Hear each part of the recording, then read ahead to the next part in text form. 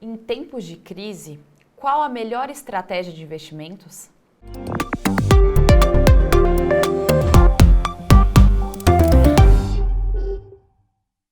Olá, estou aqui com Rodrigo Caravelli Martins, gerente de consultoria de investimentos da Brasilprev, que vai responder a alguns questionamentos que apareceram em nossas redes sociais.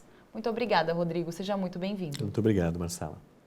Um de nossos usuários deixou um post fazendo a seguinte pergunta, Rodrigo.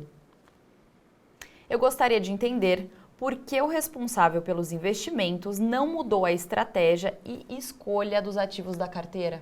Legal. Acho que é uma pergunta bastante relevante, né?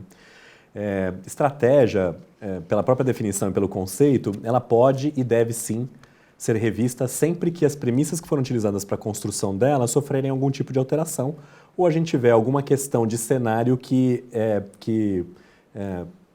faça com que seja necessário a gente repensar posicionamento. O que tem acontecido, na verdade, é que não houve, em termos macroeconômicos, nenhuma mudança de fundamento que justificasse a gente trocar a estratégia que a gente tem usado até agora.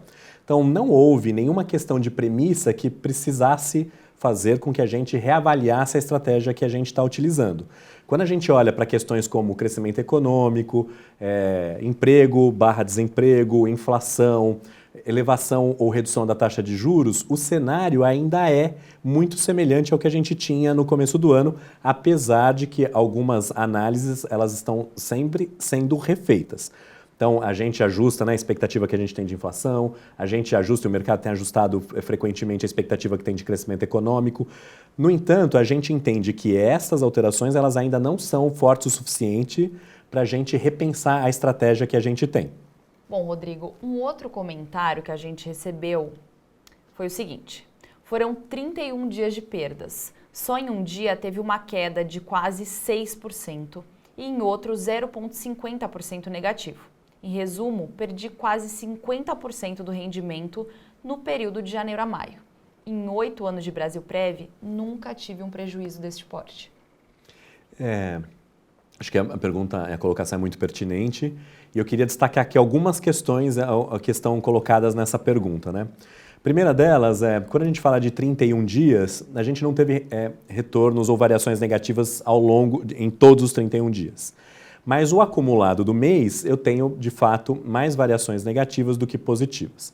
Outro ponto importante é que a gente está falando aqui especificamente, neste caso, de produtos de renda fixa, de fundos de renda fixa.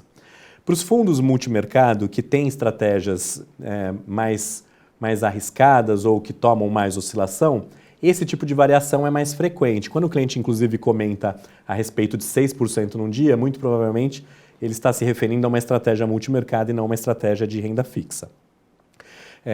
Uma outra coisa que está colocada na pergunta e que acho que é importante a gente ressaltar também é que, de verdade, a gente olhou uma janela de 10 anos, de 2008 a 2018, e a gente descobriu que neste intervalo de tempo, com a renda fixa, isso tinha acontecido uma única vez durante 2 meses em 2013. Então, ter um mês em que a gente tenha um acumulado de variações negativas e que feche o mês com uma variação negativa é de verdade um evento raro. Isso não é frequente. Isso aconteceu só nessa ocasião. Uma outra afirmação que nós recebemos aqui, Rodrigo, foi: o acompanhamento das estratégias de investimento deveria ser feito diariamente e reavaliado no máximo a cada 15 dias. Essa é uma ótima pergunta também. A gente acompanha diariamente. A gente tem mais de um time na estrutura e mais de uma estrutura que faz esse acompanhamento. Além do gestor, que é a pessoa que está lá tomando decisões, né, de que ativos eu compro, que ativos eu vendo e mantenho ou não na carteira do fundo, eu tenho outras estruturas de riscos e de compliance que estão também dando suporte para essas decisões. Então, isso é feito, sim, diariamente. Tá certo, Rodrigo.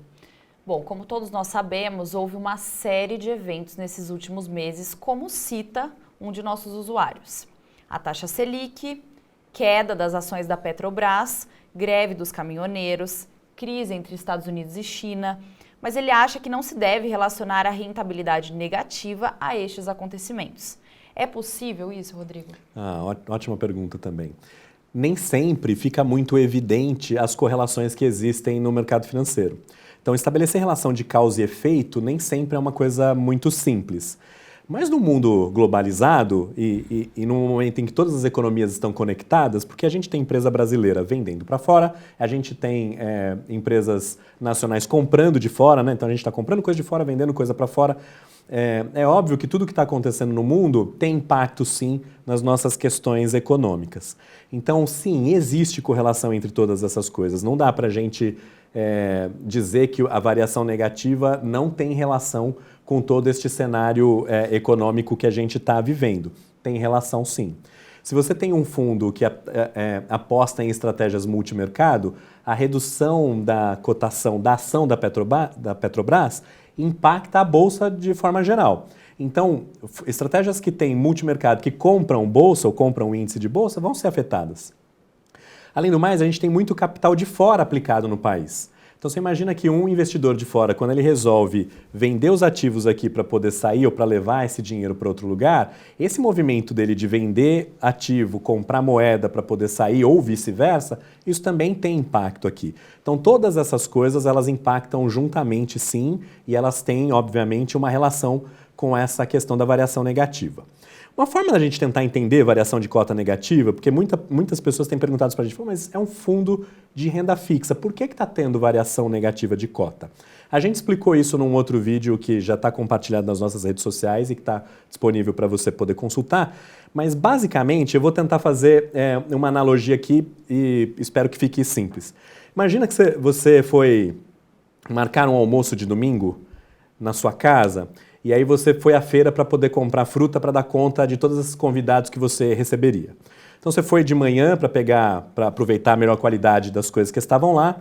E aí você comprou muito além do que você está acostumado a comprar, porque você não está acostumado também a receber tanta gente assim. E aí depois que você fez toda a sua compra, colocou as coisas no carrinho, você recebe lá um WhatsApp ou uma ligação dizendo, olha, por alguma questão qualquer, esse almoço não vai mais acontecer no domingo. Você olha para aquele carrinho cheio de fruta e fala assim, poxa, o que eu vou fazer com isso agora? Uma das opções que você tem é levar para casa, congelar e guardar essas coisas. Outra opção que você tem é tentar, você está na feira, revender para o próprio feirante que vendeu para você as frutas originalmente. Se você optar por essa escolha, duvido que ele tope comprar de você essa fruta pelo mesmo preço que ele te vendeu. Ele provavelmente vai querer recomprar de você mais barato do que o que você comprou dele. Então imagina que nesse momento já teve uma desvalorização aqui, né? Então essa fruta está valendo, se você for tentar vender ela naquele momento, está valendo menos.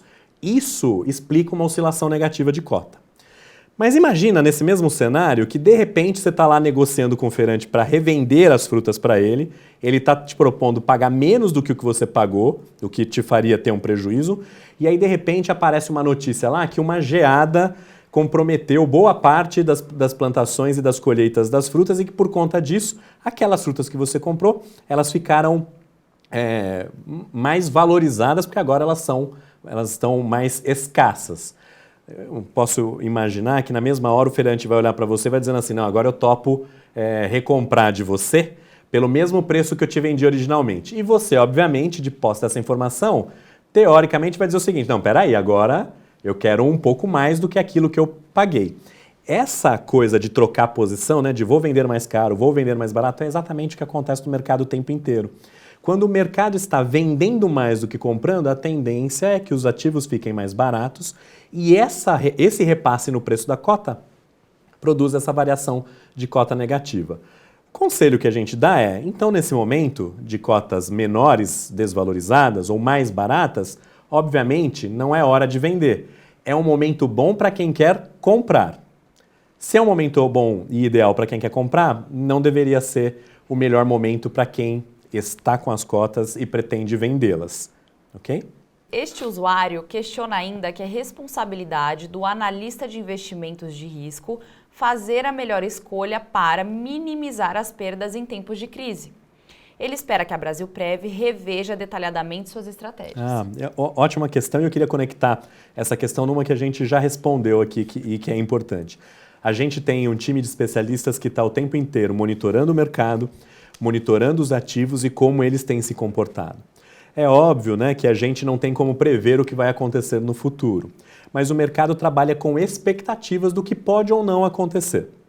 Então, a gente está o tempo inteiro, o fato, né, da gente não mudar a estratégia nesse momento, não significa que a gente não vá mudá-la em momento nenhum. Significa que mudar a estratégia neste momento e abrir mão dos ativos que mais desvalorizaram neste momento faz com que a gente venda esses ativos por preços mais baratos do que eles de fato valem, o que no nosso julgamento para agora não é a melhor escolha. Rodrigo, muito obrigada. Bom, lembrando sempre que previdência é um investimento de longo prazo. Eventos como este que aconteceu em maio são raros, mas podem acontecer. O importante nessas horas é manter a calma e acessar as redes sociais da Brasilprev para ver quais são as recomendações de nossos analistas. Se você tiver alguma dúvida, escreva no comentário deste post. Muito obrigada e até a próxima.